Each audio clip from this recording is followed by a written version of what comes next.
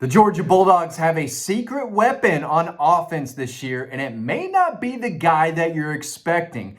Of course, Cole Kubelik, an SEC insider, came out with his top wide receiver rooms in the SEC on his YouTube channel. Make sure you go check that out. This guy knows the SEC inside and out. He's one of the best analysts out there. He is very high on Georgia's wide receivers, as am I. We've been talking about Georgia's wide receiver room basically the entire offseason. It's loaded with talent. It's deep. But there's a secret weapon in that room that I'm not sure Georgia fans are really expecting. And according to Cole Kubelik, it's London Humphreys. Here's what he had to say about one of Georgia's returning wide receivers. He said, the secret weapon for Georgia is London Humphreys. Every week last year, I was wondering where he was and why he wasn't on the field. He kind of was on the field, right? He did make some plays. Big touchdown against Clemson, big touchdown catch against Georgia Tech. Some, passes that he caught in between. He didn't light up the stat sheet, but he did play. Cole Kubelik, and I guess a lot of other people thought he would be playing more with all the drops last year, and he had his share of drops too. Not as many as Arian Smith or Dylan Bell, but, he wasn't perfect securing the ball. But looking back on it, maybe he was a guy who should have got more targets his way. He said the kid can catch and he can really run. He's a great route runner. I think there's some Lad McConkey in him. I know Georgia fans are going to love that. Again, he can run routes and he has a high football IQ. The kid's a good wide receiver, and I think that he can help this offense. When you take his skill set inside of everything else that Georgia has, it could be a perfect fit to take advantage of how defenses are going to be forced to play them. And he's got a point there. And I'm going to talk about these other wide receivers as well. Now, obviously, Kirby Smart, James Coley, they had to go out and get receivers. Not only through the portal, I'm going to talk about those guys in a second, but through the high school level as well. They signed an outstanding wide receiver class. Those guys are going to play eventually. They're too talented not to. But the guys they brought in the transfer portal, those are guys that you expect to play immediately, right? And I think if you're talking about which guy's going to lead the team in receptions, maybe it's Dylan Bell.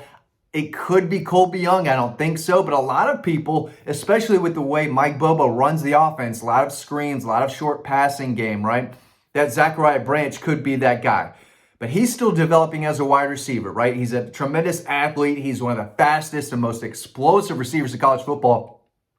But he still needs to continue working on being a total threat at wide receiver, right? We talk about it at the quarterback spot all the time. You can throw the ball 70 yards, but you have to know how to play the position. You have to play quarterback. You can't just sling the ball all over the field. You have to know what you're doing. Same at wide receiver. You can be athletic and you can be insanely fast, but you still have to be a wide receiver and do the little things right in order to be successful there. And he said the exact same thing. I'm still talking about Cole Kubelik here. Make sure you go watch this on his YouTube channel. I want to give him the credit. I'm just talking about his thoughts as someone who covers Georgia specifically and, my thoughts on what he's saying. But he's not wrong about Zachariah Branch. He said Branch is going to get a ton of hype coming into the season, and I get it. He's a track guy. He's crazy fast, and he looks like the Flash. He's not a great wide receiver yet. He might turn into it, but we haven't seen it yet. So that's a guy that Cole Kubelik has a question mark on. I know Georgia fans are excited to see him because he is fast and explosive. But again, he can stretch the field and he can help in the return game, but can he run those routes and create separation, right? Can he excel in both the screen and short passing game while being a downfield threat? That's something that they're going to have to continue working on him with. And James Coley still has to develop him, and Mike Bobo still has to put him in positions where he can make big plays using his skill set and his speed the best way they know how. But they also have two big guys, right? Noah Thomas and Colby Young. But overall, here's what Cole had to say about Georgia's wide receivers, again, as a whole. He said, the room is stacked. I love some of the additions for very specific reasons. The Georgia staff said, we need a guy who can do this extremely well.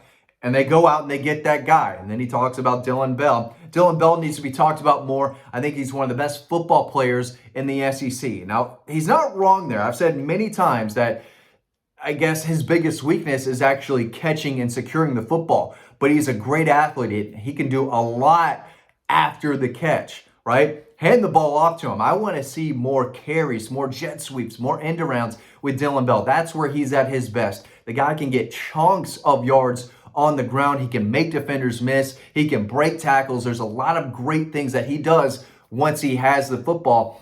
But he still has to work on his hands, which is crazy to say because this time last year, I'm looking back at that Florida State game at the end of the 23 season, that Georgia Tech game. He made some NFL caliber receptions in those games, several big time catches in 2023. So that's why I was a little taken back when he did have some issues dropping the football this past season. He's got to get better at that, but the athleticism is still there. The ability to make plays with the ball in his hands is still there. He said he kind of reminds you of Hines Ward a little bit. I mean, Hines Ward should be in the NFL Hall of Fame. He's got 1,000 catches. He's one of the toughest, best run-blocking wide receivers the league has ever seen. It is a shame that Hines Ward is not in the NFL Hall of Fame. Two-time Super Bowl winner, if I remember correctly. Doesn't matter. He was outstanding at Georgia, too. Could play quarterback, running back, wide receiver, anything, right? Hines Ward was that guy. And in a way, Cole Kublik's kind of comparing Dillon Bell to Hines Ward because of his versatility. He can do everything. He is a B+ all across the board. He's going to help your football team in multiple ways. Not enough people talk about him for the football player that he is. I've seen him get after guys in the blocking game as well. Yes, Dillon Bell is the experienced veteran. He's been around a long time. He's going to get his targets, right? Is he going to lead the team in catches? I don't think so, but he is going to make an impact and he is going to have opportunities to make plays, as he should. He's still one of the best pure football players on the roster, and Cole Kublik thinks he's one of the best pure football players in the SEC, and that is saying a lot. Then he goes on to expand about the other guys. Then you look at Colby Young, who can help you, and then Kirby goes out and gets an even bigger guy and lands Noah Thomas at 6'6". Now they've got two bigger receivers on either side of the field that safeties are going to have problems with down the field. Noah Thomas brings a lot of experience, a lot of productivity from his days at Texas A&M. Can really help you. And we saw what Colby Young can do as well before he had the suspension. That was a guy they went to early in the season last year. He's got size, he's got experience, was really good at Miami. So you look at the roster and they've got a lot of guys who have played before, whether it's at Georgia or somewhere else, or a guy like London Humphreys, who was at Vanderbilt, was at Georgia last year. He's going to be in his third year. Zachariah Branch, again, hasn't lit up the stat sheet, but is an explosive weapon that they're still trying to turn into a wide receiver. You've got Cole Spear, you've got Sokovie White. Then you have all those talented freshmen who are hungry to see the field. They've got to earn it, but at the end of the day, there's so much to like. But at the end of the day, you're looking at all these pieces, right? You've got the speed, you've got the size, you've got the versatility in Dillon Bell. And then Cole Kublik's like, hey, this London Humphreys guy, he needs to see the field more. Now, he still needs to be more consistent catching the ball, but his ability to make plays after the catch, as you saw against Clemson, the guy can make plays, and he can really run, and he is a good a route runner. And I think he's a good wide receiver. We didn't see enough of him to say, hey, dude's one of the best receivers on the team. A lot of people think so, and maybe he is. He still needs to go out and prove it. He was productive at parts of the season last year, and did make some key catches, especially in that win against Georgia Tech. Almost had lost to Notre Dame, but the receivers didn't do a whole lot in that game whatsoever. London Humphreys is a guy who is still flying under the radar, and according to this SEC insider who knows what he's talking about, London Humphreys is the secret weapon for Georgia's offense. But the talent is there. It is deep. You could go dude, right? On and on and on. And, we still haven't seen anything from the incoming freshmen yet, who, again, are going to play at some point. If they play this year, it's because they beat out someone really good in front of them. So if you're Gunnar Stockton, you've got weapons. And if you're Mike Bobo, you've got weapons. There's a lot of talent on this offense. They've got to get it together, build some chemistry, build some cohesiveness. At the end of the day, the players have to execute the game plan. They've got to be more efficient, right? The coaches didn't drop the football. The coaches weren't the ones missing blocks and missing assignments, right? You could put just as much on the players as the coaches last year. There's a lot of blame to go around. I'm not saying it's only this person, none of this.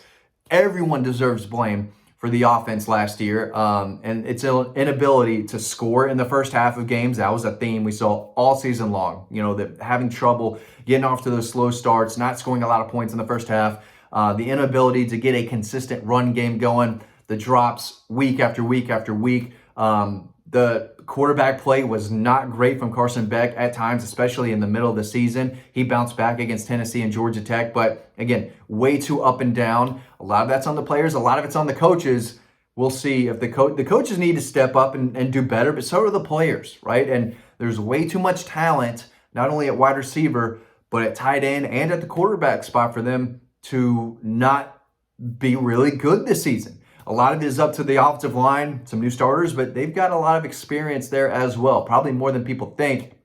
So this could shape up to be a really, really solid season for Georgia on offense, but they got to get it done. I'm talking about the coaches and the players because the talent's there. There's no doubt about it. And they've got a secret weapon in London Humphreys that people aren't really talking a whole lot about. Colt Kubelik he loves Georgia's wide receiver room. I do too. We'll see if they can live up to the hype. Thanks for watching. Hope you learned something. I'll see you over on Dawg Post.